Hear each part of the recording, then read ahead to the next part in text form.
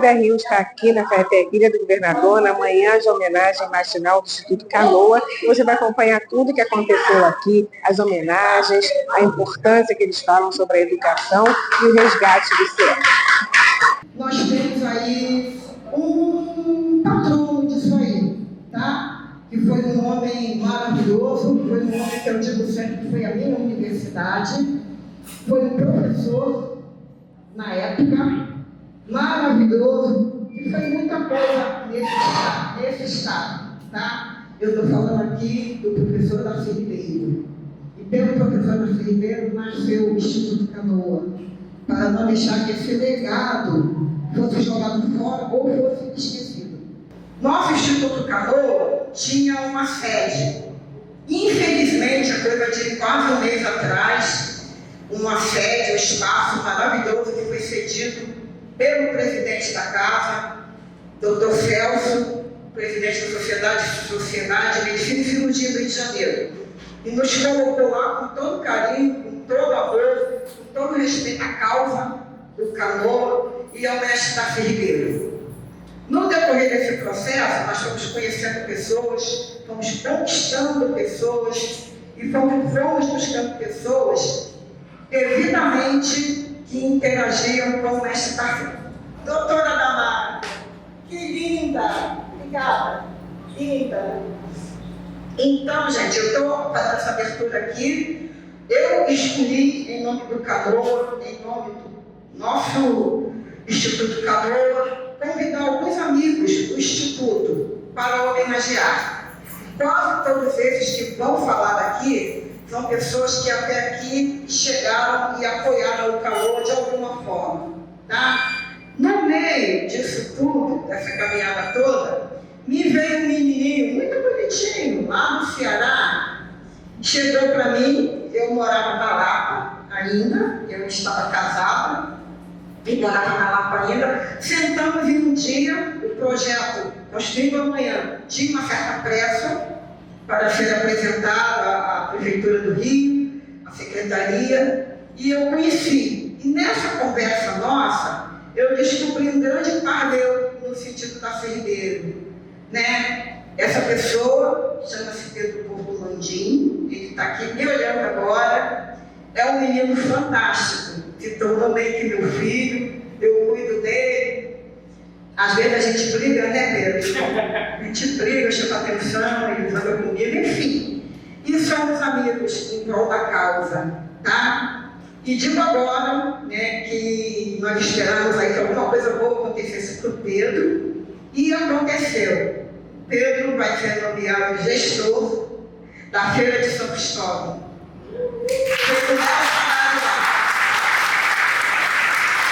Eu sempre achei muito bonito, na realidade, essa partilha que ela faz de dizer que Darcy Ribeiro foi a universidade dela. E que honra, né? Quem dera eu ter tido a oportunidade disso. Agradeço a outras figuras que também aqui puderam partilhar, não só da presença da Célia, enquanto alguém que carrega junto esse legado de Darcy, mas que também puderam conviver com essas grandes figuras de Leonel Brizola, de Darcy Ribeiro. E parte do nosso projeto, do Construindo o Amanhã, vem dessa necessidade da gente olhar um pouquinho para esse retrovisor. Da gente que é jovem e vive uma geração política diferente, professor. A geração de alguns aqui, jovens há mais tempo, puderam ver grandes políticos, puderam ver, indiferente do lado, tá, gente? A esquerda e a direita, grandes políticos. Aquele debate de alma, aquele debate de gosto, aquele debate instigante das pessoas querendo pensar em causas.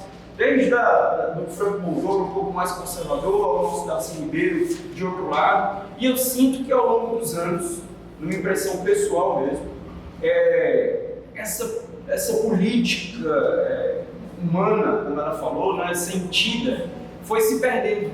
A minha geração viveu algo contrário. A geração de vocês ganhou tudo que disputou. Ganhou a redemocratização, ganhou o genérico do SUS, ganhou... Mesmo as diferenças eram conectadas em torno de algumas pautas. E eu acho que, infelizmente, isso tem se perdido na minha geração. As pessoas da minha geração olham para a política cada vez mais reativas, cada vez mais afastadas. A minha geração viveu a criminalização da política. Então, se eu, que sou um jovem, já não vejo essas grandes referências do passado que iluminavam o caminho, vejo, na verdade, todo dia na mídia aparecendo só coisa ruim sobre isso. Não é instigante, não é chamativo. O que é que eu, jovem, vou fazer nisso? Não vou. Vou continuar na minha tela de celular aqui no TikTok, porque isso retém muito mais a atenção. E foi olhando para isso que a gente reuniu um conjunto de jovens para criar o Construindo Amanhã. E desse Construindo Amanhã, a nossa primeira entrega foi olhando para o caminho que a gente acha que pode transformar essa realidade de hoje, que é o CIEP. O CIEP, gente, foram vocês que criaram. Eu estou agradecendo a gentileza de estar podendo ser ouvido por vários amigos da ilha, que é um cantinho que está mais especial para mim. Eu brinquei com ela mais cedo, que eu venho mais para a ilha do que aproveito o meu bairro, mas o que eu acho que é importante colocar e partilhar sobre isso é que a ilha também pôde sentir um pouquinho, mas acho que todo carioca pôde sentir, na verdade, olhando agora mais para frente, do que foi a importância do CIEP. O CIEP, gente, ele cria a base para a gente, pela primeira vez, olhar o direito da criança e do adolescente. Não tinha o Estatuto da Criança e do Adolescente antes do CIEP, porque não tinha parado para olhar o debate do que é o direito da criança. E Darcy, eu acho que houve uma química muito maravilhosa entre Brizola e Darcy, porque o Brizola queria construir colégios. O Pedro Porto é presidente do projeto Construindo Amanhã, assumindo também agora a gestão da Feira de São Cristóvão. Pedro, primeiro fala para a gente sobre o projeto. O que é o projeto Construindo Amanhã? Então, primeiro, obrigado pelo DR1 estar acompanhando a gente. Mais uma vez, tendo a oportunidade de estar com vocês. Eu estive na sede justamente para a gente ter uma troca um pouco mais ampliada do que é o Construindo Amanhã, e em especial sobre a nossa primeira publicação, que se trata do CIEP do Amanhã, em que a gente quer trazer jovens a partir desse projeto, engajá-los e trazer essas sensibilidades deles para os debates atuais. Não só da educação, como foi o nosso primeiro formato, mas em outras pautas que a gente tem que seja fundamental trazer essas sensibilidades, feito a saúde mental e, mais especificamente, a educação integral. E agora sobre a gestão da Feira de São Cristóvão, quais são os projetos? Então, hoje, esse ano, nós fazemos 80 anos do Centro Luiz Gonzaga de Traduções Nordestinas. A gente teve sou natural do Ceará e meu pai é carioca. Então eu fiz o processo inverso dele e vim do Ceará para cá. E naturalmente aquele cantinho é um lugar para a gente cuidar da nossa saudade, a gente que vem do Nordeste, e é o maior espaço do Nordeste fora do Nordeste. A tentativa, a partir dessa nova colocação, é que a gente, nesses 80 anos, mobilize a classe artística, mobilize o poder público, mobilize o Ministério da Cultura para resgatar a feira com todo o potencial que ela tem, e, mais em especial ainda, para a gente conseguir dar esses próximos passos da revitalização da feira, da reforma da Feira de São Cristóvão, para ela continuar sendo esse lugar muito simbólico, inclusive patrimônio material, mas mais do que isso, que ela consiga exercer toda essa funcionalidade social que ela também tem. Existe uma comunidade nordestina muito forte que vem ali da década de 40 para o Rio de Janeiro, que hoje está na Baixada, que hoje está em pontos da cidade, e que a gente consiga ainda continuar tornando esse equipamento, esse local, cada vez mais um farol para a cultura nordestina. E, modesta parte, todo carioca também tem um carinho muito grande por aquele lugar, pela história dele, mas por esse carinho nordestino que a gente partilha aí Brasil afora. Agora, você falou aqui durante a sua palestra sobre o jovem. Hoje em dia a política hoje está tão diferente da política que nós tivemos no passado com grandes políticos, né? Sim. Você pretende enveredar pela política? Então, eu tive uma experiência muito desafiadora, eu compartilhei contigo agora há pouco. De abril para maio, eu fui para a ONU, num projeto de jovens da ONU, a comitiva brasileira foi eu mais um colega do Construindo Amanhã. A gente conseguiu 2 assentos pelo nosso projeto para representar o Brasil lá. E quando eu volto de abril para maio, de surpresa, eu nunca tinha pedido para ser candidato, não tinha conversado nunca de ser candidato. E o ministro da Previdência Social, Carlos Luto, do lado do Eduardo Paz e da Marta Rocha, no evento, eu no fundo do auditório, ele me aponta assim: olha, Pedrinho, eu sou suspeito para falar, a gente tem intimidade para eu falar sem conversar com ele antes, a gente queria muito que ele um candidato.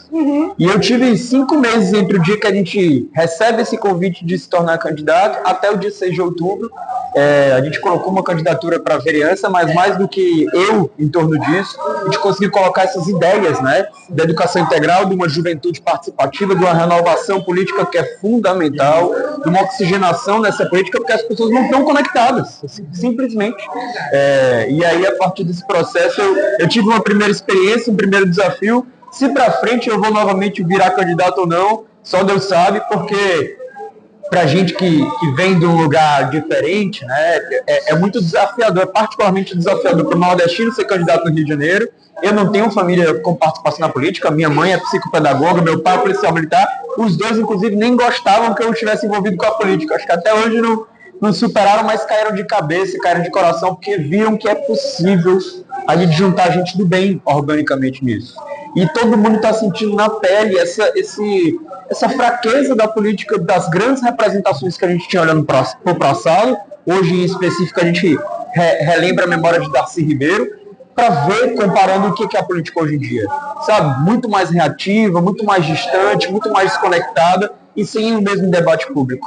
Então, se mais para frente a gente conseguir, a partir da ideia que a gente coloca, do carinho que a gente coloca, da paixão que a gente tem em torno disso, contribuir com o debate público, que assim seja.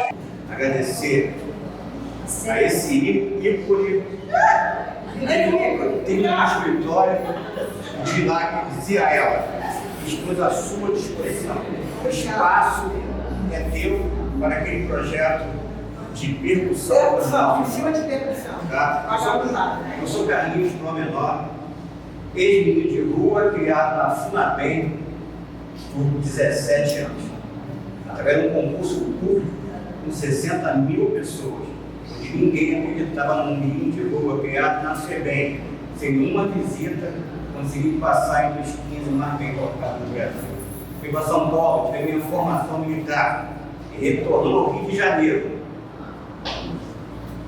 E revelando ao meu comandante a minha origem, aqui na base do Galeão, fundamos o Promenor Brasil. Entre os homenageados aqui dessa manhã do Instituto Canoas, o Carlinhos Promenor recebeu aqui essa homenagem. Resumidamente, conta essa história pra gente. É difícil resumir, né? O Promenor, agradeço a doutora Ana, tá, por sempre apoiou o Instituto, está sempre presente em eventos do Canoa, evento do Carlinhos. São 38 anos de Promenor no Brasil. É um projeto de vanguarda dentro das Forças Armadas, que começou com 46 jovens, tá, aqui na base do Galeão, e hoje, junto ao Profesp, tá, atende mais de 50 mil jovens no Brasil, dentro das Forças Armadas. E ao nível Rio de Janeiro, temos um instituto aqui no Rio, tá, onde a gente atende centenas de jovens com cursos profissionalizantes diversos, em Niterói, São Paulo, Brasília, Recife, estamos juntos. Tá? E o que representou receber hoje? Eu acho que receber o Canoa, tá? É uma honra para mim, porque eu conheci uma mulher guerreira que é a Célia, tá? E essa parceria entre o Canoa e o Promenor eu vou forçar para que isso saia logo, que a gente comece o primeiro projeto nosso, que é o curso de percussão para mais de 100 jovens do governador. Quero que Deus quero que Deus nosso Senhor, da infinita misericórdia, abençoe todos que estiverem aqui, tudo que eles desejar de bom, que eu sei que todos que estão aqui só desejam coisa boa, que eles recebam em nome de Jesus, em nome de Jesus, em nome de Jesus. Amém. Jesus está nos olhando.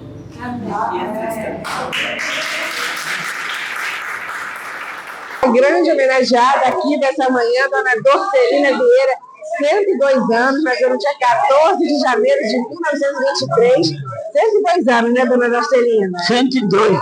Muita história. Já está na casa dos 103. Quase aí. É muita história. Isso tinha 13 irmãos, 13, só tenho. 13 irmãos. 13 irmãos, 13. só tem eu. Deus sabe para que ele me deixou.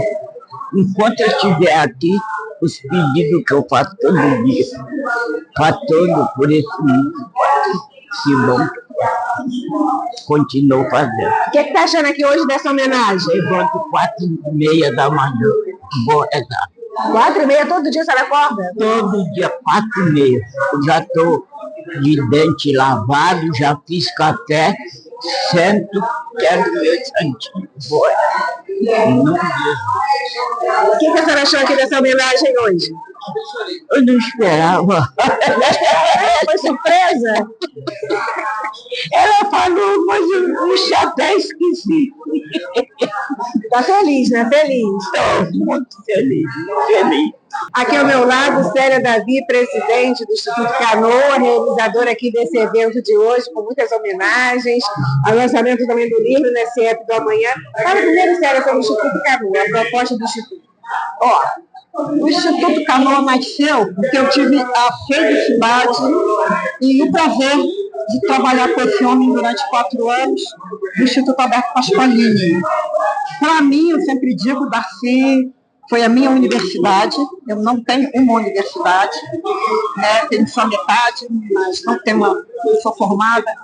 E Darcy foi a minha universidade no sentido da educação, no sentido da humanidade dele, no sentido do homem, do brasileiro que ele era. E, na minha concepção, o maior brasileiro que eu tive a honra de conviver e conhecer dentro do cenário político. Tá? Então, Darcy para mim é tudo, Darcy para mim é meu guru, Darcy é um homem de vanguarda, um homem do mundo e também um homem de pavimento. E o Instituto Canoas faz essa formação e excelência dos professores. Excelentes professores, trabalhamos com cultura também. Somos um segmento grande. Fazemos algumas coisas, começando pela educação, começando pelo Construindo o Amanhã. E o lançamento do livro, né? Hoje aqui Não, o livro já foi feito no Museu do Amanhã. Ah, sim. Hoje ele trouxe para distribuir para alguns. E a homenagem aqui, como é que é? Qual a proposta da escolha dos nomes para homenagem? Eu escolhi todos aqueles que, de uma certa forma, me influenciaram a criar um instituto, a estar no instituto até hoje brigando, né? Todo homenageado aqui. Todos eles que foram aqui me prestaram essa homenagem, me ajudam. Então foram homenageados aqui, inclusive minha tia. A tia é grande homenageada, né? Dentro da anos. Foi uma surpresa para ela, né?